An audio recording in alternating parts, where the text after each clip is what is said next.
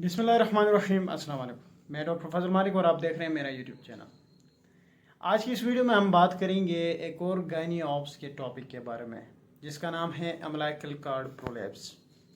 पहले भी जितने भी मैंने वीडियोस बनाए गायनी ऑप्स के, मेरे ख्याल में मैंने 2 या 3 वीडियोस ही बनाई हैं, उसमें भी मैं ये बात मेंशन कर चुका हूँ कि जितने भी गायनी ऑप्स के पहले टॉपिक्स बने हैं या इसके बाद जो बनेंगे या ये जो बन रहा है अभी वाला, ये समेत ये सारे जितने भी वीडियोस बनेंगे ये रिक्वेस्ट बेस्ड वीडियोस है।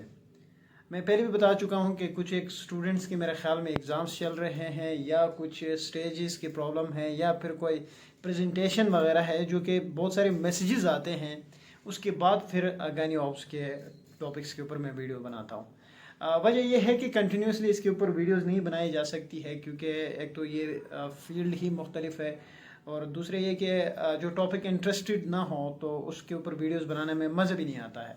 तो ये रिक्वेस्ट आती है और मेरी कोशिश ये होती है कि इन सिंपल वे जितना आसान करके गायनी ऑप्स के टॉपिक को समझाया जाए उतना ही बेहतर है, क्योंकि हम खुद सफ़र करते रहे हैं उन स्टेजेस के ऊपर। जब हम फाइनल ईयर MBBS में इंटर हुए थे और वहाँ पे जब गायनी ऑप्स के टॉपिक्स पढ़ाए जाते थे या हम क्लिनिकल्स हमसे करवाए जाते थे, तो इतना मुश्किल लगता था कि हद ही नहीं है। क्योंकि जितने भी स्पेशली जो बॉयज़ स्टूडेंट्स होते हैं फाइनल ईयर MBBS के, उनको इन चीज़ों के ऊपर इंटरेस्ट ही नहीं होता, क्योंकि उनका फील्ड ही ये नहीं है। उनको कल को जो है वो कोई गायनोकोलॉजिस्ट तो नहीं बनना है। और जो फीमेल्स होती है स्टूडेंट्स, जो फीमेल स्टूडेंट्स होती है, उनका खासा अच्छा इंटरेस्ट होता है। तो ये जो वीडियो बनने वाली है अम्बिलिकल कॉर्ड प्रोलैप्स के ऊपर, ये अपकमिंग जो HOs है, स्पेशली जो फीमेल HOs हैं, उनके लिए भी फ़ायदेमंद साबित होगा। और जो स्टिल करंट जो फाइनल ईयर MBBS के स्टूडेंट्स हैं जिनके गायनी ऑप्स के क्लिनिकल्स चल रहे हैं यानी वार्ड्स चल रहे हैं या उनके कोई स्टेजेस होने, प्रेजेंटेशन होनी या कोई पेपर वगैरह है, तो उनके लिए भी फ़ायदेमंद साबित होगा। तो टाइम ज़ाया के बगैर स्टार्ट करते हैं अम्बिलिकल कॉर्ड प्रोलैप्स को। अम्बिलिकल कॉर्ड प्रोलैप्स होता क्या है? अम्बिलिकल कॉर्ड प्रोलैप्स एक ऐसी कंडीशन होती है जिसमें अम्बिलिकल कॉर्ड जो है वो हैंग आउट कर जाता है थ्रू सर्विक्स। कहने का मकसद ये है कि ड्यूरिंग फीटल डेवलपमेंट एक मेम्ब्रेन होती है जिसको हम फीटल मेम्ब्रेन भी कहते हैं या इसको एमनियोटिक सेक भी कहा जाता है, जो कि 2 चीज़ों से बनती है, एमनियन और कोरियन।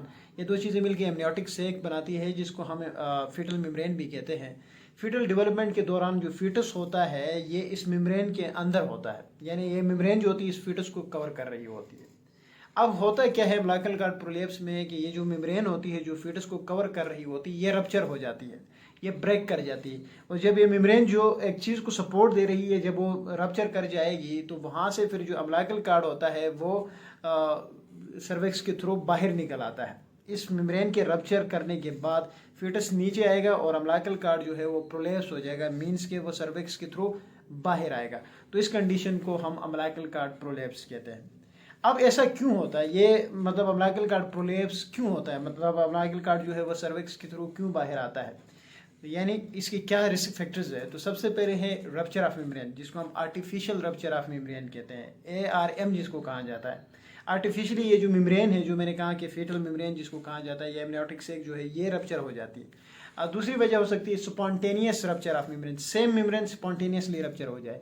तीसरी वजह बन सकती है प्रोम, जिसको हम PROM जिसको हम pre mature rupture of membrane कहते हैं, सेम मेम्ब्रेन है लेकिन प्री मेच्योर है। और तीसरी होती है PPROM, जिसको हम pre term pre mature rupture of membrane कहते हैं। उसके अलावा हो सकती है मल्टीपेरिटी, मतलब एक फीमेल है जिसके पहले से 5 से 6 बच्चे हैं। उसके अलावा हो सकती है मल्टीपल प्रेगनेंसी, मतलब ये है कि ट्विन प्रेगनेंसी हो सकती है, ट्रिपलेट्स हो सकते हैं, ये एक वजह बन सकती है। लो बर्थ वेट जो है, जो बच्चे का जो फीटस का बर्थ वेट है वो अगर कम हो तो ये भी एक वजह बन सकती है। एबनॉर्मल लाई, कहने का मकसद ये है कि बच्चे का नॉर्मली क्या होती है, सिफेलिक प्रेजेंटेशन होती है जब माँ के पेट में होता है। तो एबनॉर्मल लाई से मुराद ये है कि ब्रीच प्रेजेंटेशन है या ट्रांसवर्स लाई है, तो इस कंडीशन में भी हो तो ये भी एक वजह बन सकती है इस मेम्ब्रेन रप्चर की, इस अम्बिलिकल कॉर्ड प्रोलैप्स की। ये सारे रिस्क फैक्टर्स थे। अब हम बात करते हैं इसकी मैनेजमेंट के ऊपर। याद रखिए जितने भी गायनी ऑप्स के टॉपिक्स पहले मैंने अपलोड किए हैं और ये जो मैं कर रहा हूँ या आगे जो करूँगा, मैनेजमेंट पे बड़ी फोकस मैंने की है, क्योंकि डिफरेंट बुक्स में चीज़ तो सेम लिखी हुई होती है लेकिन उनका जो बयान करने का तरीका होता है वो डिफरेंट होता है। यानी आपको एक तो ऐसा बुक जो कि बोरिंग हो और पढ़ने में दिक्कत हो रही हो और उसके ऊपर भी चीज़ें मुश्किल करके लिखी गई हो तो और मसला बनता है। तो यहाँ पे जितने भी मैनेजमेंट इस वीडियोस के अंदर मैंने गायनी ऑप्स की वीडियोस में जितने भी मैनेजमेंट मैंने बताई है वो मैंने सैंपल करके बताई है, ताकि कल को कोई एचओ फीमेल बैठी हुई है और इस तरह की कंडीशन उसको पेश करना पड़ रहा है तो वो कैसे उसको जो है वो एक्सप्लेन कर पाएगी। तो मैनेजमेंट जब भी अम्बिलिकल कार्ड प्रोलेप्स की मैनेजमेंट देखनी हो ना तो सबसे पहले चीज़ देखनी होगी फीटल हार्ट रेट को, फीटस की हार्ट रेट को देखना होगा। अब क्या होता है कि अगर फीटल हार्ट रेट प्रेजेंट है, मतलब यह है कि प्रेजेंट मौजूद है, फीटल की जो हार्ट है वो बीट कर रहा है, तो उसकी मैनेजमेंट डिफरेंट होगी। और अगर फीटल हार्ट रेट मौजूद नहीं है, बीट नहीं कर रहा हार्ट, तो उसकी मैनेजमेंट डिफरेंट होगी।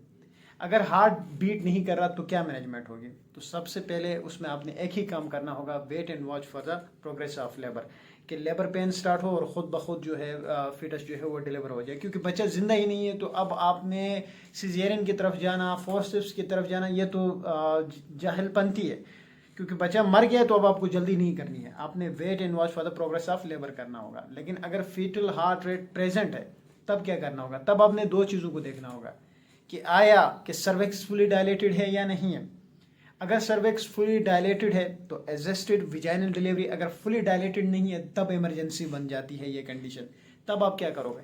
सबसे पहले काम आपने करना होगा, अगर फुली डायलेटेड नहीं है तो कॉल फॉर हेल्प करना होगा। कॉल फॉर हेल्प, ये वर्ड आप जब गायनी पढ़ोगे और जब आप गायनी वार्ड्स लोगे तो ये वर्ड आपको बहुत ज़्यादा सुनने को मिलेगा। कॉल फॉर हेल्प में इस कंडीशन के अंदर आपने सबसे पहले एक सीनियर ऑब्स्टेट्रिशियन को कॉल फॉर हेल्प करनी है, एक मिडवाइफ को कॉल फॉर हेल्प करनी है, एनेस्थेटिस्ट को कॉल फॉर हेल्प करनी है और पीडियाट्रिशियन को करनी है। ये कॉल फॉर हेल्प के 4 पार्ट्स है इस कंडीशन के अंदर। अच्छा, कॉल फॉर हेल्प करने के बाद आपने क्या करना होगा कि जो ऑक्सीजन मास्क है वो फीमेल को लगाना होगा, क्योंकि ब्रीथिंग डिफिकल्टी हो सकती है। ऑक्सीजन मास्क लगाने के बाद जो फीमेल है उसको आपने नीचेस्ट पोजीशन पे या लेफ्ट लेटरल पोजीशन पे बैठाना है। और उसके बाद आपने क्या करना है कि रिट्रोग्रेड फिलिंग करनी है ब्लैडर की। रिट्रोग्रेड फिलिंग करके ब्लैडर की आपने पेशेंट को जो है वो ओटी में शिफ्ट करना है। ये सारा इमरजेंसी अब बन गई ना, तो ये पहले आपने ये काम ऑन द स्पॉट आपने करना है, उसके बाद आपने ओटी में शिफ्ट करना है। अब जब आप ओटी में शिफ्ट करोगे पेशेंट को तो आप वहाँ पे पेशेंट को प्रिपेयर करोगे सिजेरियन के लिए। याद रखे आपने सारे इंसेशंस देने हैं, आपने ऊपर गोश्त काटना है, आपने स्किन काटनी है, सब कुछ करना है, लेकिन नीचे आप प्रोटोनियम को इंसाइज करने से पहले जो ब्लेडर आपने पहले फिल किया था अब आप उसको एम्प्टी करोगे। ये बात आपने अच्छी तरह से समझनी है, ठीक है। यानी सारे इंसेशंस आपने देनी है, लेकिन प्रोटोनियम को इंसाइज करने से पहले जो ब्लेडर पहले फिल किया था अब आप उसको क्या करोगे कि एम्प्टी करोगे। अब जब आपने ब्लैडर को एम्प्टी किया तो तब जाके आप फिर प्रोटोनियम को भी इंसाइज कर सकते हो और सिजेरियन कंप्लीट हो जाएगा। सिजेरियन के बाद जो ही बच्चा डिलीवर हुआ आपने हैंड ओवर करना है पीडियाट्रिशियन को। पहले मैंने कहा था कि कॉल फॉर हेल्प में आपने एक पीडियाट्रिशियन को बुलाना है। अब अपने बच्चे को हैंड ओवर करना है पीडियाट्रिशियन को। क्यों करना है? ताकि वो असेस कर सके कोई टिपिकल इंजरीज तो नहीं हुई, क्योंकि it's an emergency, obstetrical emergency है। तो आपने पीडियाट्रिशियन को हैंड ओवर करना है, वो फर्दर असेस करेगा बच्चे को। तो मैनेजमेंट स्टेप्स यही है। जब पेपर में लिखना हो या आपसे पूछा जाए या आपकी एचओडी जब आपसे वाइवा ले रहा हो तो आपने अम्बिलिकल कार्ड प्रोलेप्स की मैनेजमेंट सेम टू सेम जो मैंने तरीका बताया आपने उसी तरह से प्रेजेंट करना है। बुक वाली लाइनें नहीं दोहरानी, क्योंकि वहाँ पे फिर कन्फ्यूजन क्रिएट होगी। यही मैनेजमेंट है कि जब कभी भी अम्बिलिकल कार्ड प्रोलेप्स की मैनेजमेंट पूछी जाए आपने फेटल हार्ट रेट का बताना है कि हम इसकी मैनेजमेंट जो है वो फेटल हार्ट रेट के ज़रिए डिसाइड करते हैं कि अगर फेटल हार्ट रेट एब्सेंट है तो wait and watch for the progress of labour, और अगर प्रेजेंट है तो फिर हम दो चीज़ें देखते हैं। क्या है कि जो सर्विक्स है वो फुली डायलेटेड है या नहीं। अगर फुली डायलेटेड है तो तब क्या करोगे? Adjusted vaginal delivery. अगर नहीं है तो वही सारा काम करोगे कि कॉल फॉर हेल्प करोगे, लेफ्ट जो है लेफ्ट लेटरल पोजीशन या नीचेस्ट पोजीशन पे बैठाओगे, रेट्रोग्रेड फिलिंग करोगे, इंसाइज करोगे, पेरिटोनियम से पहले ब्लैडर को दोबारा एम्प्टी करोगे और फिर पीडियाट्रिशियन को हैंड ओवर करोगे। तो ये सारी मैनेजमेंट्स हैं, ऑप्शंस हैं अम्बिलिकल कार्ड प्रोलेप्स की। उम्मीद है आज की वीडियो आप लोगों को अच्छी लगेगी। Thank you.